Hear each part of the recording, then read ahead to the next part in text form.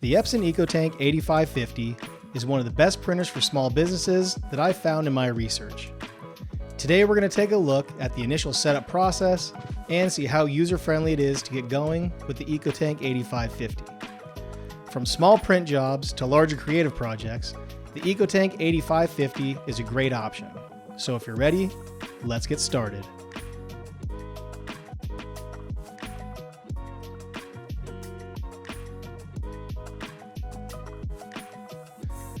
Alright, so here we are on one of Epson's main websites, and this is where you're going to want to go when you want to download the drivers for your computer or anything else like that. So I'm now going to show you how you actually get to this site. So we're going to go right here, and in the address bar we're going to type in epson.com/connect, and now you'll see this is the same page we land on. And then what I'm going to do is I'm going to click right here where it says support, and that's going to give us the opportunity to look up our printer. So I click support and I click printers. And I'm going to go right here where it says enter product name, and I'm just going to type in 8550, and now you'll see right here the Epson ET8550 pops up. So I go ahead and click that, and now you'll see that this is where we're going to go for all of our different information. So right here you'll notice that there's a portion where it talks about the Epson Smart Panel app. You can download that with either iOS, Apple, or you can download it with Android.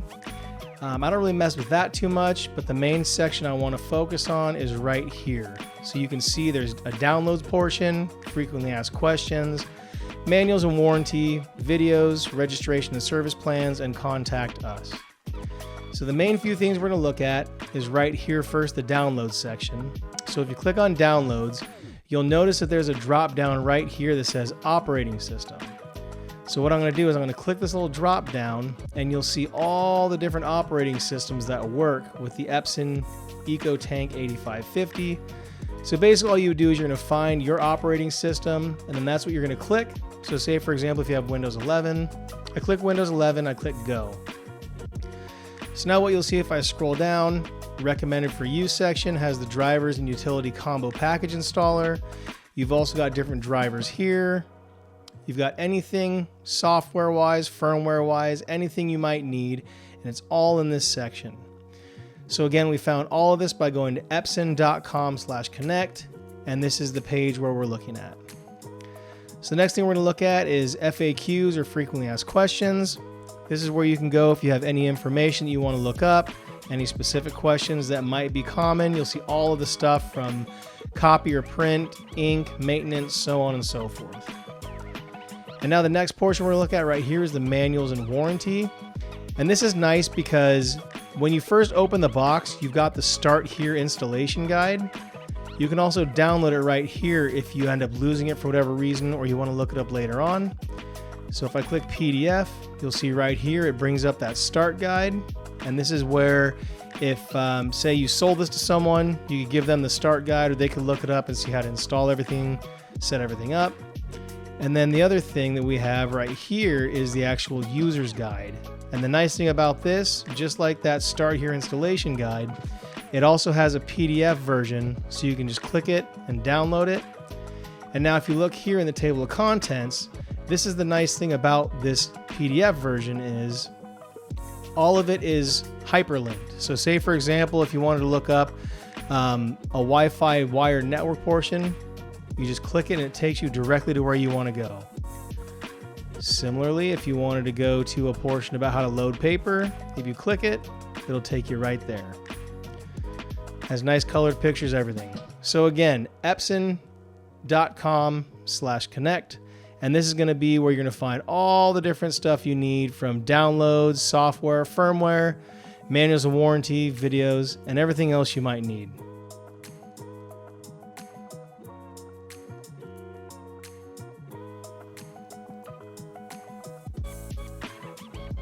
As you can see, the little monitor turns on. I'll go ahead and tilt it up just a little bit so we can see it. All right, so the first thing that's prompted there is going to be a language selection. So let me go ahead and zoom in real quick so we can see what's going on. All right, so as you can see, we've got a language selection, so I'll go ahead and use the touch screen to select English. And now it's got a QR code there. It says scan the code to set up the printer with your smartphone or other smart device using the Epson Smart Panel app. I'm going to go ahead and continue without the app for right now. And as you can see, it says processing. All right, so as you can see, it says, see the start here bundled with the printer or on website to complete initialization. I'm going to hit OK. All right, and it says, when filling the ink, make sure not to squeeze the ink bottle, ink may splash. Also make sure to match the color of the ink bottle and the ink tank. So we'll go ahead and hit proceed. All right, now they're going to show you a little picture right there of how to actually load everything up. And so I'm gonna go ahead and pop open the printer and then we'll go and load in the ink.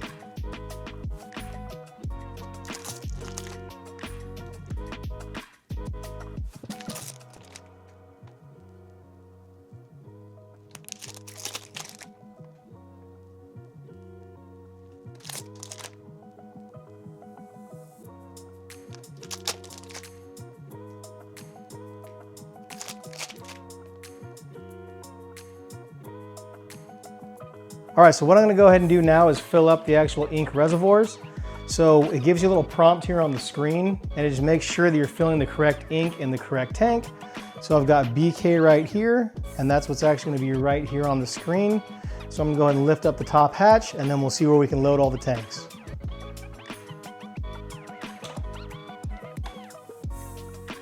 All right, so now that the top hatch is lifted up, right here there's a gray lid. If you just pop that up, what you'll see is there's a bunch of different colors right here, and they list the 2-letter indicators that match on the bottle. And so that's what we're gonna use to actually fill in all the ink reservoirs. So the first one on the left is BK. We're just gonna go ahead and lift it up. And then what you'll see once you actually unscrew the top off of this ink, it's got a matching design right here. And so what we're going to do is we're gonna take this little portion and line it up with this guy right over here. All right, if we take a look at the quick start guide, what you'll see is it tells you to unscrew the bottle.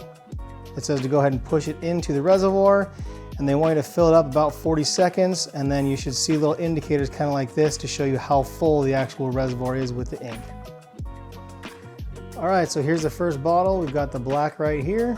We're gonna go ahead and insert it right up here. And as you can see, it's starting to go up slightly.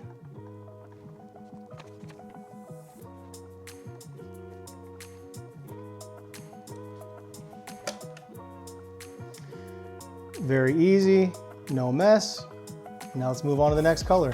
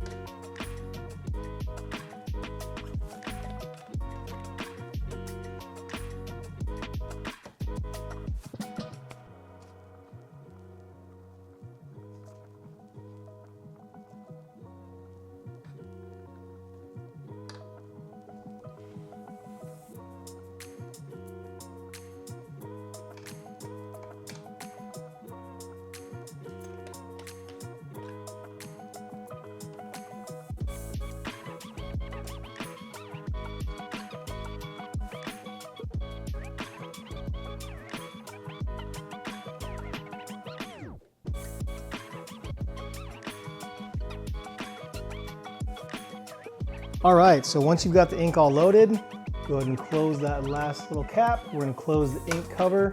And now we're gonna go ahead and close the entire unit. And then what we're gonna do is follow the instructions on the screen hit proceed. And now it says make sure that all the color inks are filled up to the upper line on the ink tank. Select start button to start ink charging. Do not load paper until initialization is complete. Go ahead and hit start. All right, now you can see it says initializing. It's going to go ahead and process. All right, so now you'll see on the LCD screen it says initialization complete. Some ink is absorbed into the maintenance box. You may see some black parts on it, but this is normal. Proceed to the print adjustment. So I'm going to go ahead and hit to adjustment. Now it says align the printer to get the best print quality. So I'm going to go ahead and adjust it. It says perform a print head nozzle check to check print quality. I am going to go ahead and do that here in 1 second. I need to load some paper and then we'll get right back here.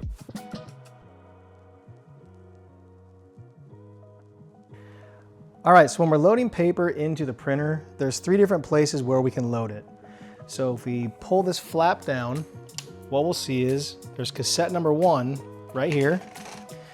And so you'll see it says right here number 1, and this is the first portion where you can load paper, photo paper, anything like that. So you'll notice that it's adjustable. You'll notice that you can adjust the size of it if you want to do letters or anything like that. And there's a little diagram right here that shows pictures of how to load everything. So that's cassette number 1. So I'll go ahead and put that back in.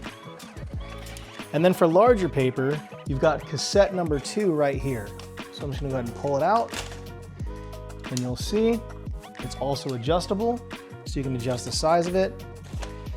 And then also, you got a label here that says 5x7 for A5 size paper, so on and so forth. And then it shows you a diagram of how you should actually load the paper.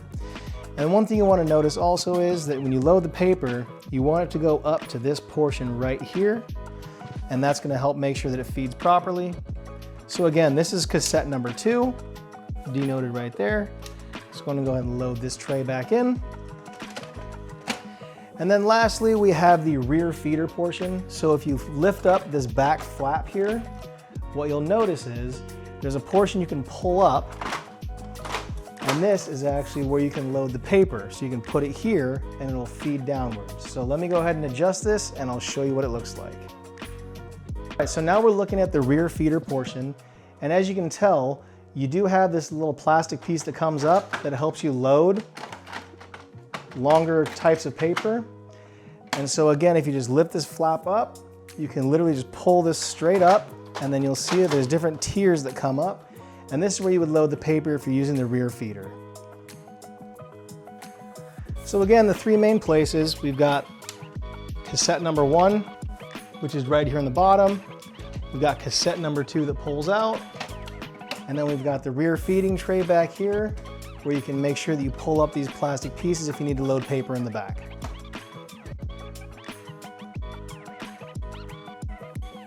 Okay, so here we are back at epson.com/connect, and I wanted to take this time to show you how valuable of a resource is when you're setting everything up with your printer. And so what I'm going to do is I'm going to go ahead and scroll down here and look at the user guide, and I'm going to go ahead and click PDF. And now this is an example of how we can use this when we're setting everything up and why it's so valuable.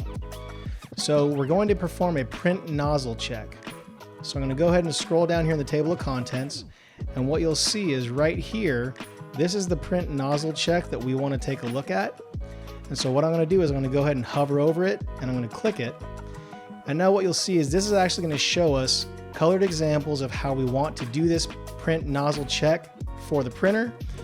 And so this is going to actually give the step-by-step instructions of how we do this and how we're going to set everything up. I'm not going to go too in depth with all this, but I'm just going to show an example of the steps that you would go through when you're setting up your printer, and hopefully that'll help you all with your setup when you're setting up everything with your printer. So as you can see, they give the step-by-step instructions, and then they'll show you what the actual screen will look like when you're going through each step. And then what you're going to do is scroll down, and you're going to print something out that looks something like this or something like this. So if you end up seeing this portion right here, this would indicate that your print head on your printer is clean. And if it ends up coming out looking something like this, that would indicate that your print head needs cleaning. And that would be something where you look in the table of contents and see how to go about cleaning the print head on your printer. So again, all we did was we came here to epson.com/connect, and then we scrolled down to the user's guide and we clicked PDF, and that opened this file. And that's going to give us the step-by-step instructions for how to do all of the maintenance and initial setup when you're setting up that Epson EcoTank 8550 printer. All in all, the Epson EcoTank 8550 is very user-friendly when setting up. From unboxing to your first printing, it's very easy to follow the instructions and set everything up to get going with your printing. Let me know in the comments if there's anything else about the printer that you'd like me to cover, and have fun using your new Epson EcoTank 8550.